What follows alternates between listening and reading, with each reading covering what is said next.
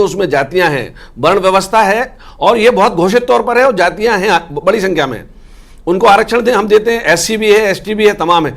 लेकिन मुसलमान जो है, इस्लाम जो है, इस्लाम की बुनियाद ही समानता पर है, उसमें कोई जाति नहीं है। लेकिन जब आप हिंदू समुदाय की या सनातन समुदाय की जातियों को का आधार बनाकर मुस्लिम्स को उन जातियों में शामिल करते हैं, तो आप संविधान सभा की, संविधान की मूल भावना से खिलवाड़ करते हैं। ये इसलिए वो मोदी जी ये मुद्दा उठा रहे हैं, क्योंकि आरक्षण का मुद्दा बहुत बड़ा है। फिर जातीय जनगणना की जो बात राहुल गांधी करते हैं, वो पंडित जवाहरलाल नेहरू भी उसके खिलाफ थे, राजीव गांधी भी उसके खिलाफ थे। लेकिन अब आज अगर कांग्रेस या राहुल गांधी जाति जनगणना की बात करते हैं, तो उनको भी अपनी खुद की जाति भी बतानी पड़ेगी कि कानूनी रूप से मान्य उनकी कौन सी जाति है, वो किस धर्म के हैं, ये उनको बताना ही पड़ेगा। आप ऐसे बच नहीं सकते कि ये व्यक्तिगत मामला है, आस्था का मामला है। क्योंकि जब आप दूसरों की जातियां पूछेंगे तो अपनी भी आपको बतानी पड़ेगी। तो बीजेपी इन चीजों को डिस्कोर्स में लाना चाहती है।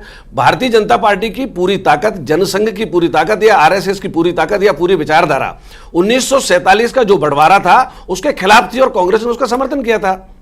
अखंड भारत की बात करता है राष्ट्रीय स्वयंसेवक संघ और भाजपा भी करती है। तो 2024 के चुनाव में भी वो मुद्दे सतह पर आ गए हैं, जबकि चुनाव होना चाहिए किस मुद्दे पर कि पिछले 5 सालों में सरकार ने क्या किया और अगले 5 साल में सरकार क्या करेगी। और जो विपक्ष में दल है वो 5 साल की नाकामियां सरकार की गिनाए और अगली 5 साल की अपनी बात बताए। लेकिन उनको हिसाब तो पिछले सालों का भी देना ही पड़ेगा। अगर वो ये कहते हैं कि इन्होंने विकास नहीं कर दिया 10 साल में, हमने भी काम किया था, तो अगर आप पुराने विकास की बात